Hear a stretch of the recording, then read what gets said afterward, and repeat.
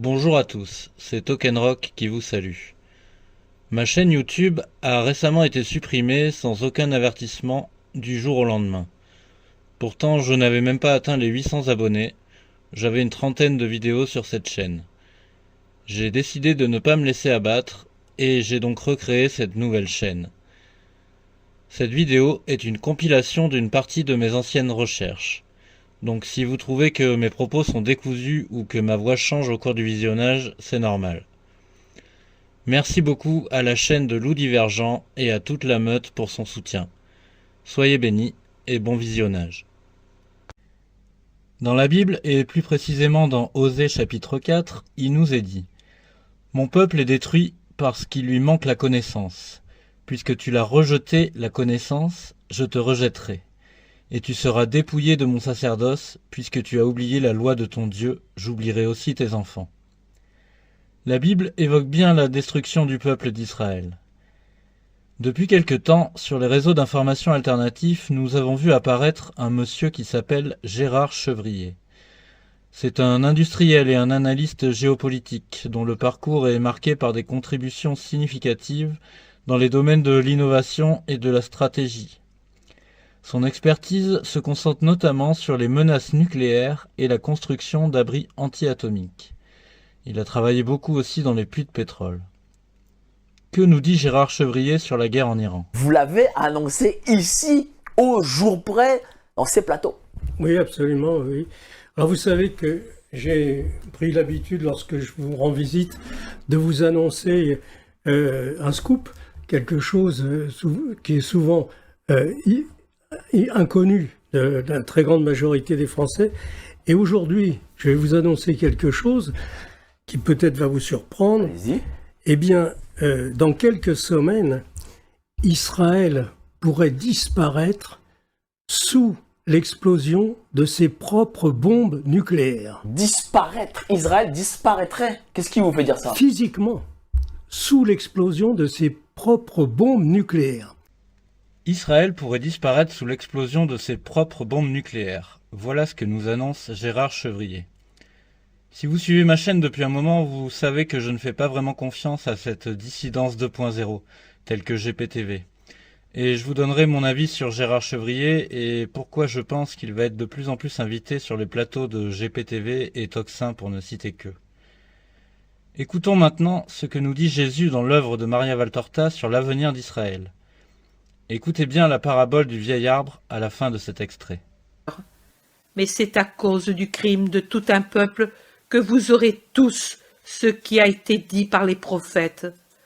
Ma malheureuse, malheureuse patrie, malheureuse terre qui connaîtra le châtiment de Dieu, malheureux habitants et enfants que maintenant je bénis et que je voudrais sauver, et qui, bien qu'innocents, connaîtront une fois adultes la morsure du plus grand malheur.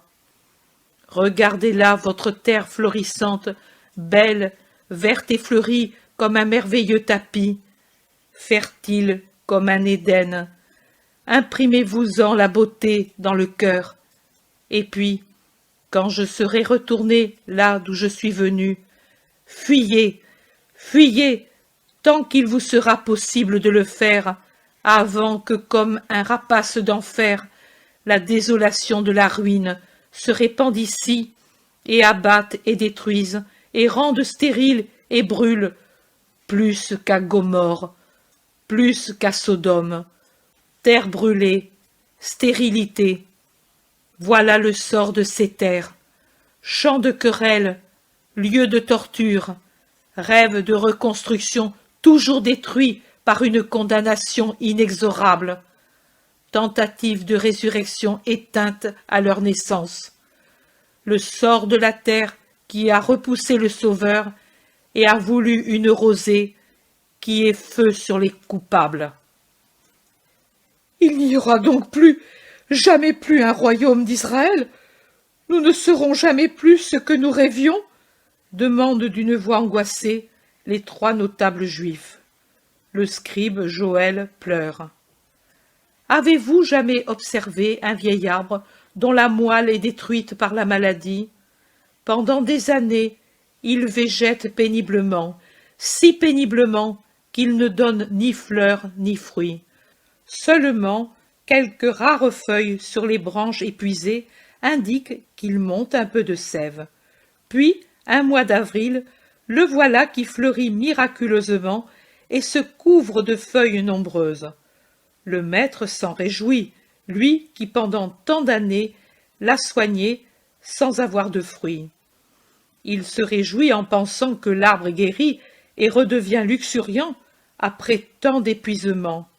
Ô tromperie! Après une explosion si exubérante de vie, voilà la mort subite. Les fleurs tombent, et les feuilles et les petits fruits qui semblaient déjà se nouer sur les branches et promettre une récolte copieuse, et avec un bruit inattendu, l'arbre, pourri à la base, s'effondre sur le sol. Ainsi fera Israël, après avoir pendant des siècles végété sans donner de fruits, dispersé, il se rassemblera sur le vieux tronc et aura une apparence de reconstruction. Finalement réuni le peuple dispersé, réuni et pardonné. Oui, Dieu attendra cette heure pour arrêter le cours des siècles. Il n'y aura plus de siècles alors, mais l'éternité. Bienheureux ceux qui, pardonnés, formeront la floraison fugace du dernier Israël, devenu, après tant de siècles, le domaine du Christ, et qui mourront, rachetés, en même temps que tous les peuples de la terre. Bienheureux avec eux ceux qui, parmi eux, auront non seulement connu mon existence, mais embrassé ma loi, comme une loi de salut et de vie. Jésus nous confirme donc la destruction d'Israël et nous parle de terre brûlée et stérile, plus qu'à Gomorrhe et qu'à Sodome. Cela fait vraiment penser à une explosion nucléaire, et donc à la théorie de Gérard Chevrier qui nous dit qu'Israël sera détruit. Cependant, Gérard Chevrier nous dit que ce seront les missiles iraniens qui feront exploser l'arme atomique israélienne. C'est là où mon avis diverge, car personnellement je pense plus à une attaque sous faux drapeau. Si vous connaissez l'histoire de l'USS Liberty, ce bateau américain qui fut attaqué par l'armée israélienne en 1967, vous savez que les attaques sous faux drapeau sont monnaie courante en cas de tension géopolitique. Un bombardement atomique sous faux drapeau, ça paraît gros, me direz-vous. Eh bien, regardez ça. Il peut en revanche recevoir des ordres cryptés par le biais de cette antenne filaire rétractable, qui va se stabiliser à environ une dizaine de mètres de la surface de l'eau pour rester discrète.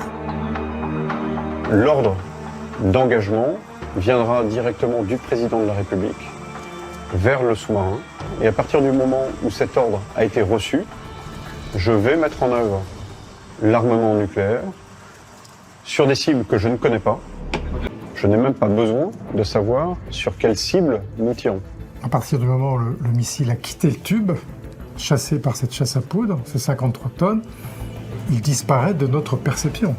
Donc nous ne savons pas vers quoi il ira. Chacun des 16 missiles est prêt à être éjecté par une trappe.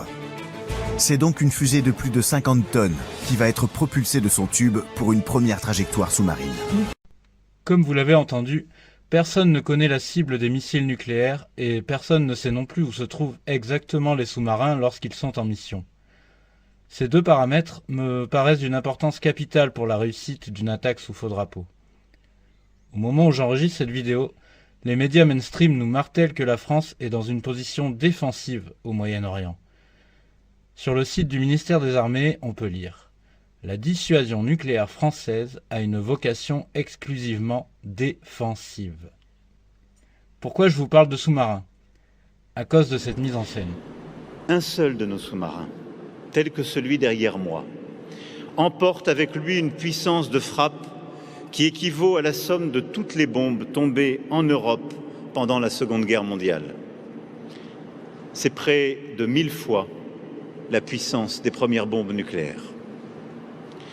C'est donc un discours de puissance assumé au service de la paix que je viens vous tenir aujourd'hui. Et cette puissance, vous le savez mieux que quiconque, ne vient pas sans effort. De son côté, Gérard Chevrier nous parle d'Israël, de l'Iran et des USA, de la Chine aussi, mais très rarement, voire jamais, du rôle que pourrait jouer la France dans ce conflit.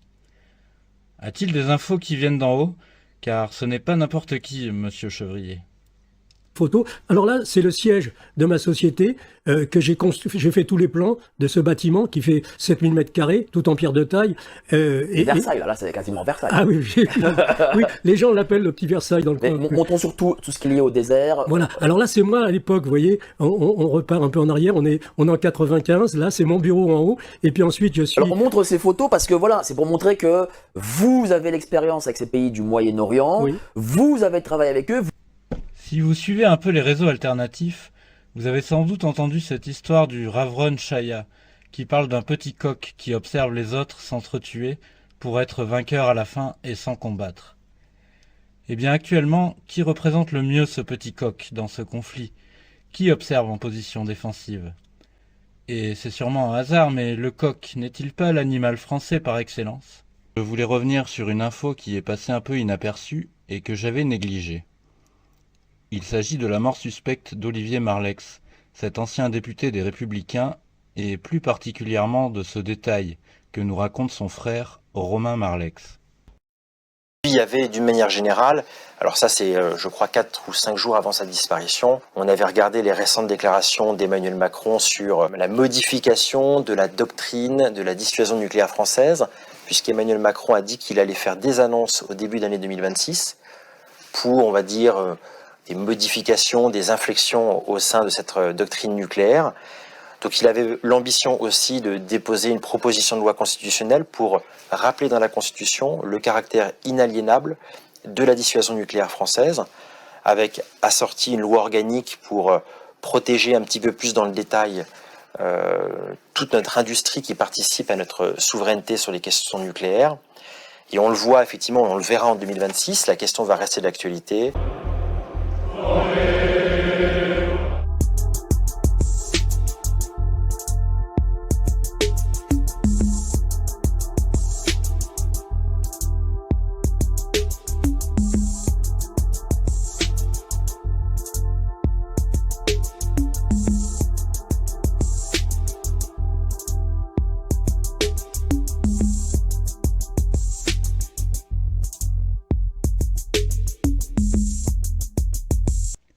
Si vous avez suivi l'actualité récemment, vous savez que notre cher président a inauguré la nouvelle attraction de Disney, à savoir la Reine des Neiges, et qu'il nous a fait un signe pour nous faire comprendre que cette inauguration n'est pas sans importance.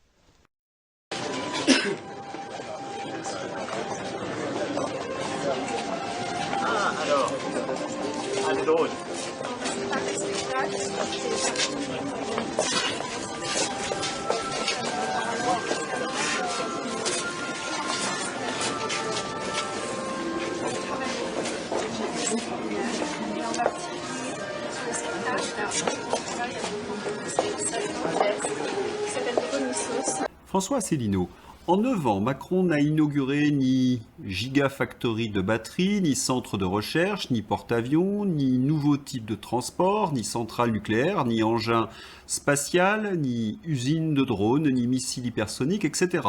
Mais il a inauguré le village de la Reine des Neiges à Disneyland, un clown. Monsieur Asselineau termine son tweet par un clown et voit dans cette inauguration une maladresse de communication. Le complotiste que je suis y voit un message que Jupiter nous envoie. N'oublions pas que tout ce qui est médiatisé est contrôlé. La communication est millimétrée. Je me répète, mais ils ne laissent rien au hasard, et ils nous disent tout de manière subliminale. Alors quel est selon moi le message que l'Emmanuel a voulu nous faire passer à travers l'histoire de la Reine des Neiges? Je peux être qui je suis. Tu as plongé dans un hiver éternel, le pays tout entier. Cependant, un combat éclate et entraîne la mort de Renéard. La bataille met en colère les esprits élémentaires de la terre, du feu, de l'eau et de l'air, de la forêt. Les esprits disparaissent et un mur de brume emprisonne tout le monde dans la forêt enchantée. Intéressons-nous aussi à l'histoire de Disney que beaucoup d'entre vous connaissent déjà. The name Wernher von Braun is well known for two primary reasons: his groundbreaking work on rocketry that landed man on the moon, and his work as a registered Nazi at a concentration camp under Adolf Hitler. But he's also known for a third reason, his work with Walt Disney himself.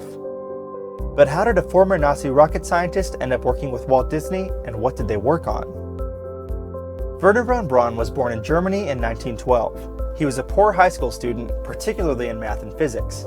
That all changed though when he read a copy of By Rocket into Planetary Space. This novel was written by early rocketry pioneer Hermann Oberth and ignited von Braun's love of rocketry. Following Germany's defeat in World War I, the Treaty of Versailles was established. Among other things, this treaty was written to prevent Germany from developing weapons of war, but it did not include rocketry.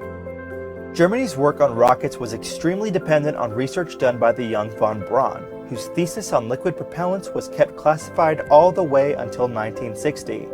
Von Braun was immediately put to work on Germany's rocket program, with the aim of creating a rocket that could be used as a weapon.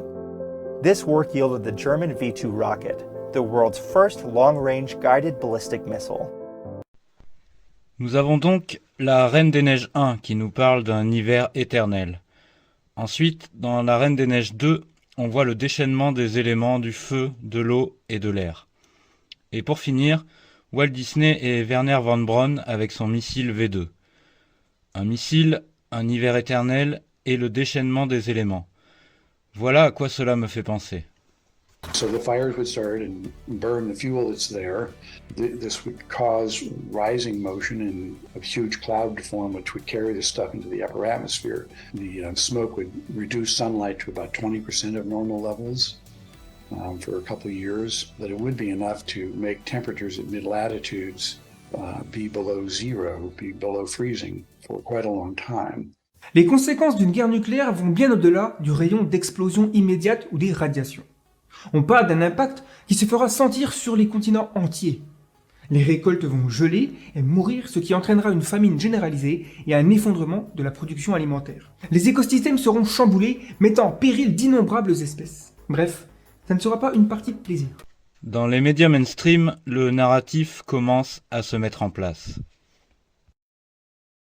On est dans une période où on refonde, on est en train de réinventer un modèle. C'est plus dur de le réinventer quand tout n'a pas été détruit. La Bible nous dit « Ce qui arrivera du temps de Noé arrivera de même au jour du Fils de l'homme. Les hommes mangeaient, buvaient, se mariaient et mariaient leurs enfants, jusqu'au jour où Noé entra dans l'arche. Le déluge vint et les fit tous périr. Ce qui arriva du temps de Lot arrivera pareillement. Les hommes mangeaient, buvaient, achetaient, vendaient, plantaient, bâtissaient. Les gens vivent donc leur vie plus ou moins comme si rien n'allait se passer, et la catastrophe arrive par surprise. Dans ma vidéo « Qui a tué Jésus ?», nous avons vu que ce sont bien les Romains qui ont tué Jésus, et que leur dieu était Jupiter.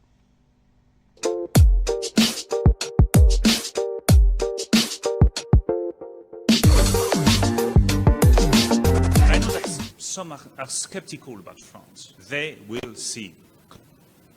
They will see that we have renewed with a spirit of conquest in France. Emmanuel Macron is Jupiter. Emmanuel signifie Dieu avec nous. Ne crains pas de prendre avec toi Marie ta femme, car l'enfant qu'elle a conçu vient du Saint-Esprit. Elle enfantera un fils et tu lui donneras le nom de Jésus, car c'est lui qui sauvera son peuple de ses péchés. Tout cela arriva afin que s'accomplisse ce que le Seigneur avait déclaré par le prophète. Voici que la Vierge sera enceinte, elle enfantera un fils, et on lui donnera le nom d'Emmanuel, ce qui se traduit « Dieu avec nous ». À son réveil, Joseph fit ce que l'ange du Seigneur lui avait ordonné, il prit sa femme chez lui, mais il ne la connut pas, jusqu'à ce qu'elle eût enfanté un fils, auquel il donna le nom de Jésus. Et tu as donc la réponse à ta question. Que veut dire Emmanuel ? Il veut dire Dieu avec nous, et c'était l'annonce prophétique d'Ésaïe 7, d'Ésaïe 8, d'Ésaïe 9, qui s'accomplit parfaitement à la personne de Jésus. Si vous connaissez l'histoire de Jésus, vous savez qu'à l'âge de 12 ans, il s'est retrouvé seul au temple. Voici ce que nous dit Wikipédia sur l'enfance d'Emmanuel Macron. Jupiter était le dieu des dieux pour les Romains. Il lui construisait des temples.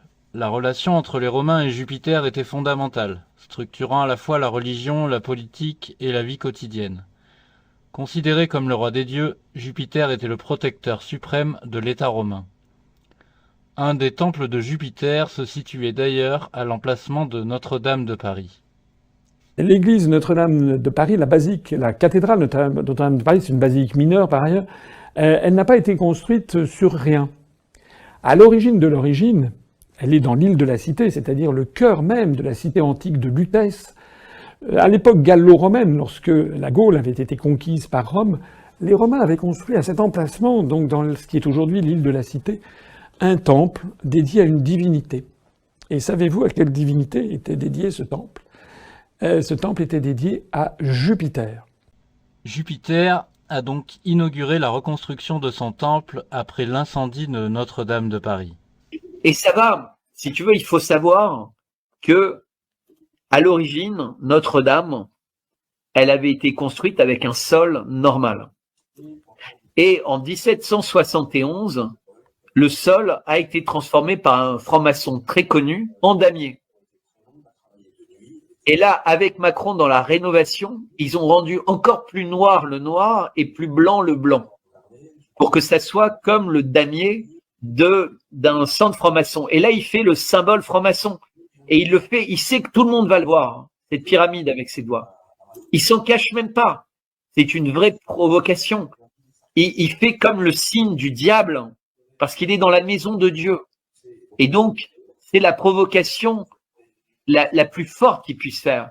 Mais c'est pas le hasard. Regarde, il garde les mains comme ça, il les garde. Il veut être sûr que tout le monde, tous les gens qui comprennent ces signes, vont voir qu'il est bien le diable et qu'il est là dans sa nouvelle maison.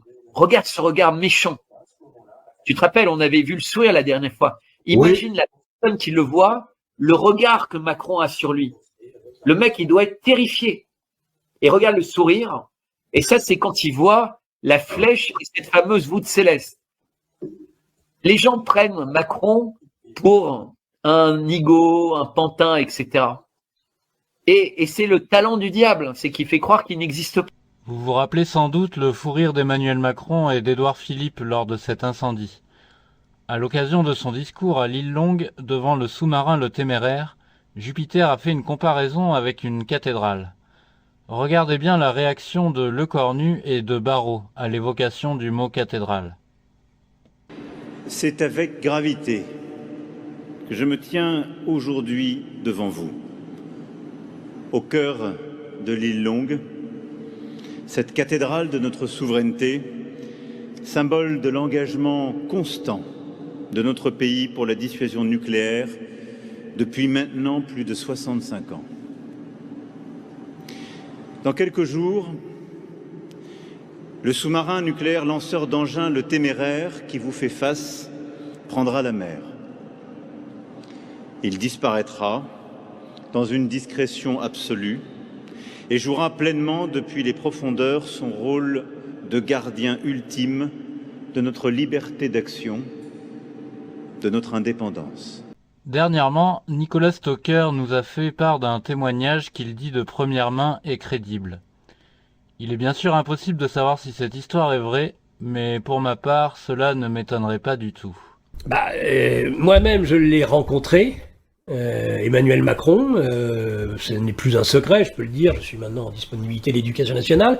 Je travaillais dans le collège où a été sauvagement assassiné Samuel Paty. Le soir de sa mort, Emmanuel Macron, avec d'autres, le ministre de l'Éducation nationale, le ministre de l'Intérieur, d'autres ministres sont venus nous rencontrer, l'administration de l'établissement scolaire, et vers 23h, Macron est arrivé. Voilà. Et là, je peux vous dire que j'ai été extrêmement surpris du personnage qui, lorsqu'il m'a salué, après que j'ai été identifié par la rectrice de l'Académie de Versailles, eh bien, a eu à mon égard une posture grimaçante. J'en rigole encore aujourd'hui parce que je ne le comprends pas. Et pourtant, on avait des masques, mais ça se voyait. Il avait une posture grimaçante qui m'a surpris, qui m'a même d'ailleurs gêné, parce que je me suis dit tout le monde va le voir. Comment ça, grimaçante? Mais il était grimaçant, une espèce de grimace, comme s'il cherchait dans mon regard à capter quelque chose. Mais quelque chose qui n'avait rien à voir avec le côté froid, métallique qu'on lui trouve parfois. Et très vite, il m'a aussi pincé le bras, de façon très très forte, ce qui d'ailleurs à un moment donné m'a coupé, c'est le cas de le dire, le souffle. Exactement comme cette espèce de... Juste en pinçant le bras. très très fort en me saluant à la fin, lorsqu'il est reparti. D'accord. Et j'ai été très surpris et je n'ai pas pu ne pas faire le lien avec justement ces sataniques qui font un certain nombre de rituels avec en effet dans le pré-show, cet incroyable signe de croix inversé de Slimane. Et autre exemple, et je m'arrêterai là. Oui. Revenons sur Macron. Oui, Il avait le masque, il te pince le bras, il te regarde. Qu'est-ce que tu as vu dans son regard? Parce que j'imagine que c'est ça qu'on voit. De la folie, une folie furieuse, une folie incroyable. Quel type de folie? Est-ce que tu pensais voir un regard humain ou pas? Non, mais c'était un regard de quelqu'un qui donnait l'impression de me connaître et d'aller chercher, puisqu'on était tous les deux masqués, ce qu'il y avait derrière le masque. C'était très bizarre. Qu'est-ce que t'en as conclu? Alors j'en ai rien conclu du tout. J'en ai conclu que ce type est possédé. C'était une forme de possession, voilà, le genre de rictus qui était le sien. Il y avait quelque chose qui était de l'ordre de la possession. Et je vais donner un autre exemple, puisque tu veux absolument que je délivre des secrets aujourd'hui, sur justement ce qui me fait dire qu'en effet, je pense que Studer n'est pas dans le faux du tout quand il dit Macron antéchrist. Et j'ai un témoignage de première main. J'ai jamais pu faire venir cette personne sur GPTV pour en témoigner, mais c'est un témoignage vraiment de première main qui me vient d'une magistrate, d'une haute magistrate, quelqu'un qui tomberait d'ailleurs des nues des échanges et des discussions que nous avons aujourd'hui sur ce plateau, et qui témoigne d'une personne qui est une conservatrice de Notre-Dame de Paris, quand Notre-Dame de Paris était en travaux. Cette conservatrice, un jour, passe devant Notre-Dame, pendant les travaux, et dit « j'ai oublié un dossier depuis plusieurs jours sur une des tables de chantier de la cathédrale. » Elle a la clé, elle ouvre, elle rentre dans l'église le soir, et là, elle a eu une stupeur absolument épouvantable, puisqu'elle a vu, dans des formes de halo de lumière, un groupe de personnes avec des habits de rituel, et, dit-elle, elle n'en est pas revenue, elle en a eu les cheveux qui sont dressés sur la tête, elle est partie sans récupérer son dossier, elle dit avoir vu, dans ce halo de lumière, Macron. Macron au centre d'un cercle, comme si Macron était dans une forme de rituel. Et je pense d'ailleurs qu'une des raisons, maintenant je m'explique le fait qu'ils aient détruit Notre-Dame, parce que pendant la période de travaux, ils ont fait des rituels sataniques, et je pense que Macron est au cœur de ces rituels. Vous l'avez compris, notre cher président se prend pour Jupiter, le dieu des dieux, qui pour moi, chrétien, est Jésus-Christ.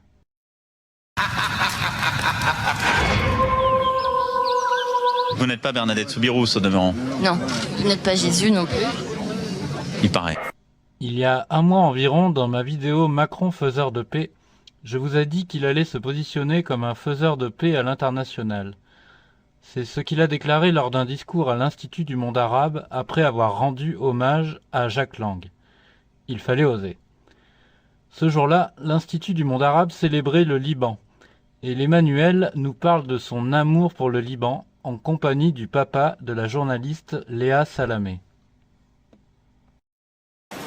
Et pendant des millénaires, Biblos la docte, Biblos l'élégant, Biblos la sainte, Biblos que nous célébrons ce soir, l'aura marqué de son sceau. Son vaste rayonnement, bien au-delà de sa dimension physique, tenait moins à sa modeste puissance militaire qu'à son incomparable intelligence du mouvement. Tout comme ces marins légendaires parcouraient avec dextérité les mers du monde antique, la cité portuaire a appris elle aussi à naviguer avec le même doigté les ambitions hégémoniques des empires immenses. Pourquoi le père de Léa Salamé nous parle de Byblos? Byblos est peut-être la plus ancienne ville continuellement habitée du monde. Les archéologues y ont trouvé des traces d'occupation remontant à 7000 ans avant notre ère. Son nom même est passé dans toutes les langues européennes. Les Grecs achetaient leurs papyrus égyptiens via Byblos. Ils ont fini par appeler tout livre un biblion, d'où vient notre mot Bible. Après le cessez-le-feu annoncé entre les États-Unis et l'Iran, Emmanuel Macron a insisté sur le fait d'y intégrer le Liban. Notre souhait dans ce contexte, c'est de nous assurer que le cessez-le-feu inclut pleinement le Liban. C'est d'autre part de nous assurer que le mécanisme de coordination qui existe depuis plusieurs mois et qui inclut les États-Unis et la France soit pleinement réactivé.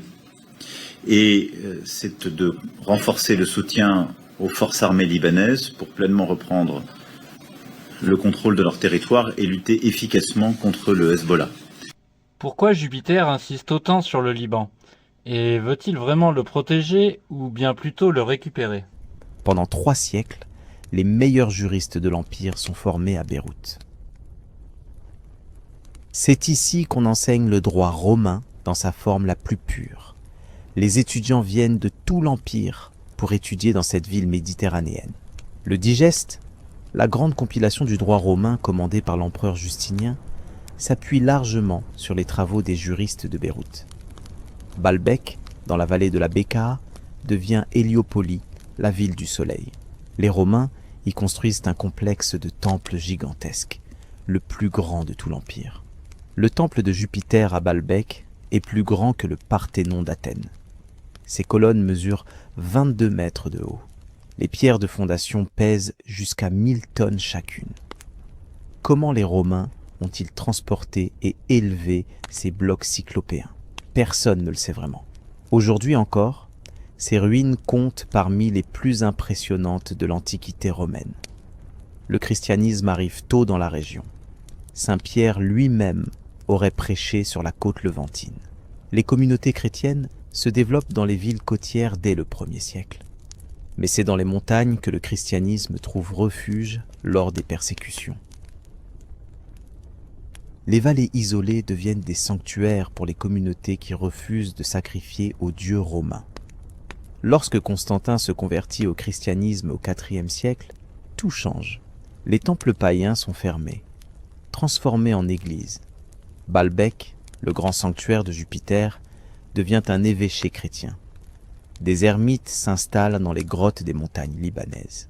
Saint Maroun, un ermite syrien du IVe siècle, fonde une tradition monastique qui donnera naissance aux Maronites, l'une des églises les plus importantes du Liban moderne.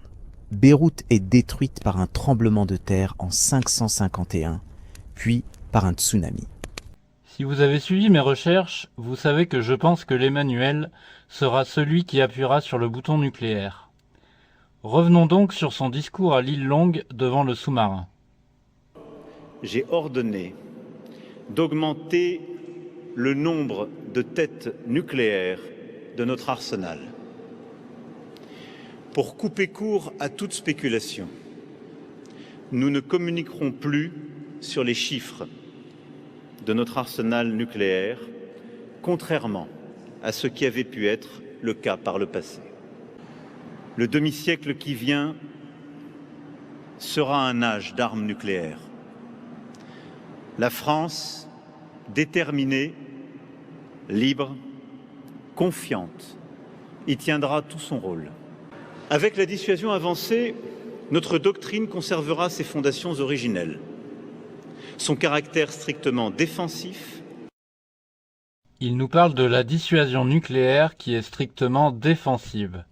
Il utilise bizarrement les mêmes termes quand il nous dit qu'il envoie la flotte française au large de l'Iran. Une quinzaine de pays sont aujourd'hui mobilisés et participent à la planification sous le pilotage de la France pour permettre justement la mise en œuvre d'une mission strictement défensive en coordination avec l'Iran, quand les conditions seront remplies, pour permettre de faciliter la reprise de cette circulation.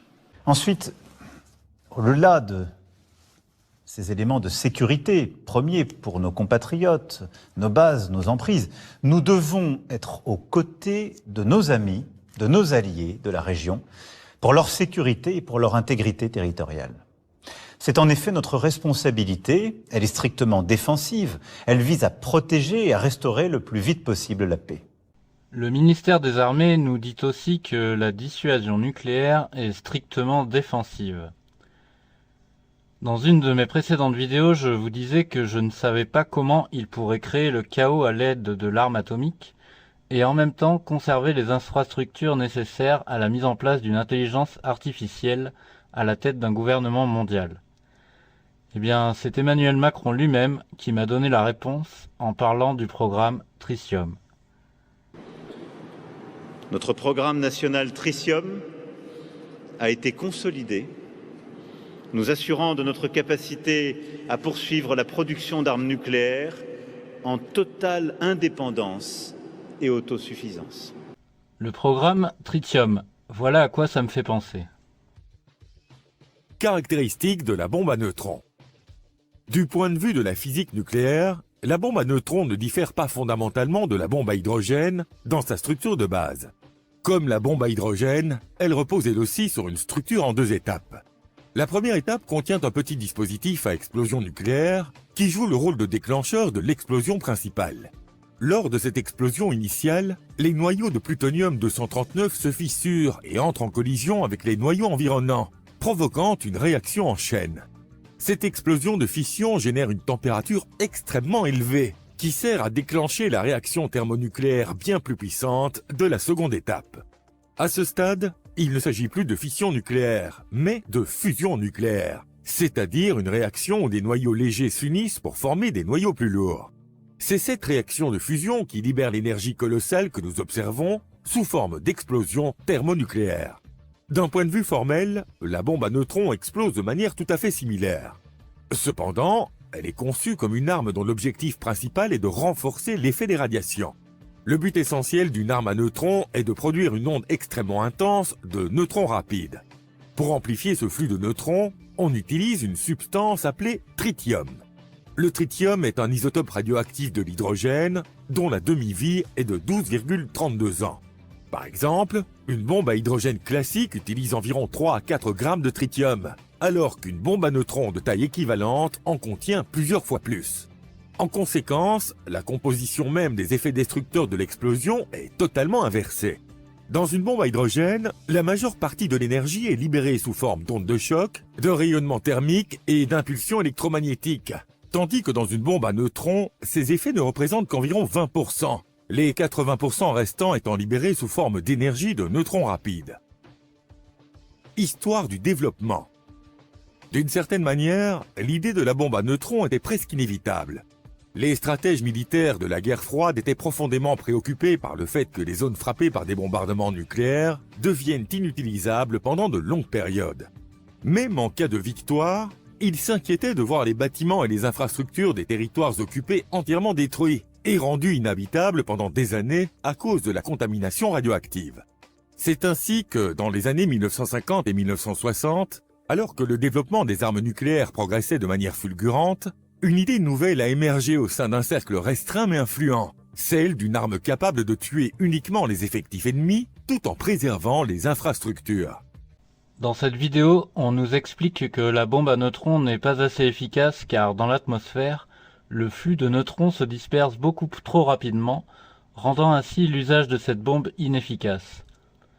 Cependant, cette invention date des années 60, et rien ne nous dit qu'ils n'ont pas fait des progrès considérables sur son efficacité. Le fait que notre président nous dise qu'ils ne communiqueront plus sur le nombre de têtes nucléaires et qu'il nous parle de ce programme Tritium me pousse à croire que l'on possède cette technologie. Encore une fois, il ne s'agit que de théorie, mais vous savez comme moi que l'on a affaire au mal. Il ne nous reste donc qu'une solution, s'en remettre à Jésus, car il est le chemin, la vérité et la vie, et nul ne vient au Père que par lui. L'Emmanuel, accompagné de Brigitte, tout vêtu de noir comme pour un deuil, sont allés à la rencontre du pape. La dissidence Internet a encore une fois trouvé cette rencontre inutile et s'est moqué de M. Macron car il a offert un maillot de basket au pape. So it's signed by all the French players on the skirt.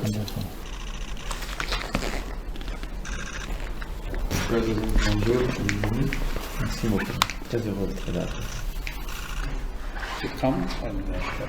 Bonjour. And you have 2 series of books que Georges Bernanos a écrit. It's a fascinating piece of literature and reflection. Very good. Thank you very much. So here for your support. So this is a book made for the restoration of Notre Dame. Thierry. Je t'attends.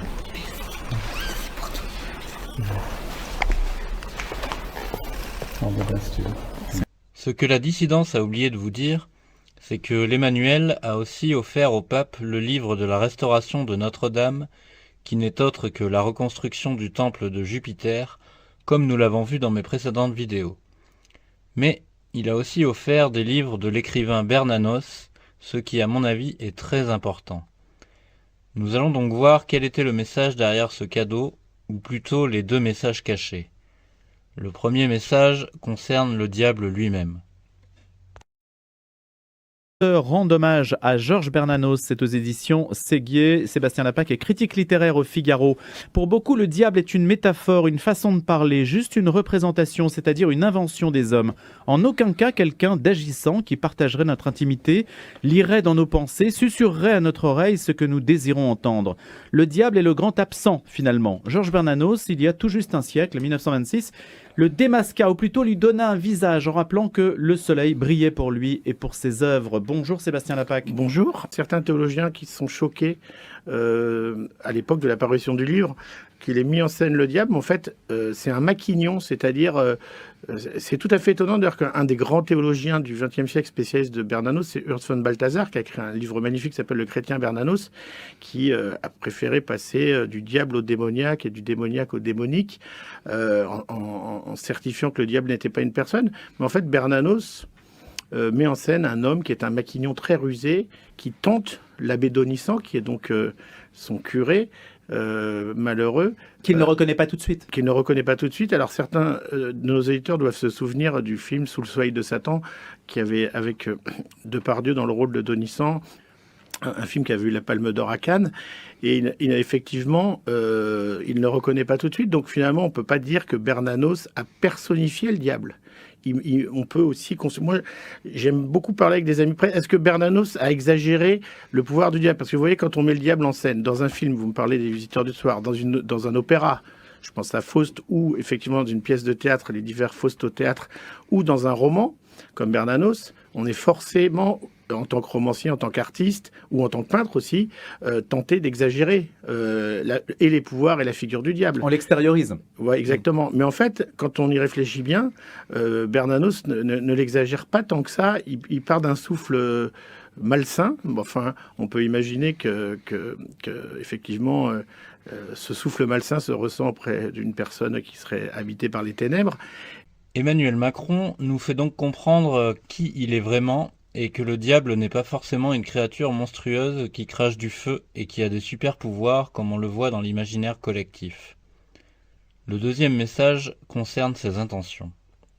J'ai vraiment été saisi, c'est La France contre les robots, qui est le texte qui aujourd'hui est le plus lu de Bernanos, puisque les combats spirituels qui furent les siens ne sont plus tellement les nôtres aujourd'hui, enfin en tout cas de beaucoup de lecteurs.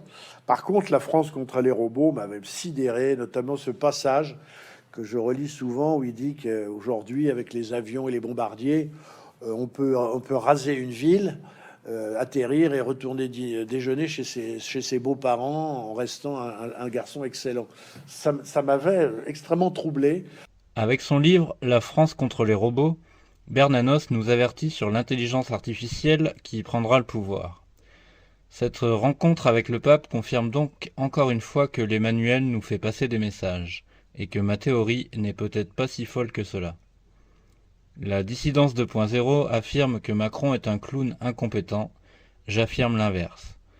Après tout, la plus grande ruse du diable est de faire croire qu'il n'existe pas. Alors que Donald Trump et le pape s'opposent au moment où je fais cette vidéo, Jupiter, lui, va à la rencontre de Léon XIV et lui fait des cadeaux. Le grand théâtre de Lucifer n'a pas fini de nous surprendre. Si vous voulez passer du temps avec Jésus et apprendre à mieux connaître ses enseignements, je vous invite à aller voir mes 2 vidéos qui s'appellent « Le mystère Maria Valtorta » et j'espère que cela vous donnera envie de découvrir les œuvres de cette mystique italienne. Continuez de veiller et de prier. Mettez des pouces et des commentaires pour qu'un maximum de gens comprennent qui est réellement Jupiter à la tête de la France qui est la fille aînée de l'Église. Soyez bénis et à bientôt si Dieu le veut.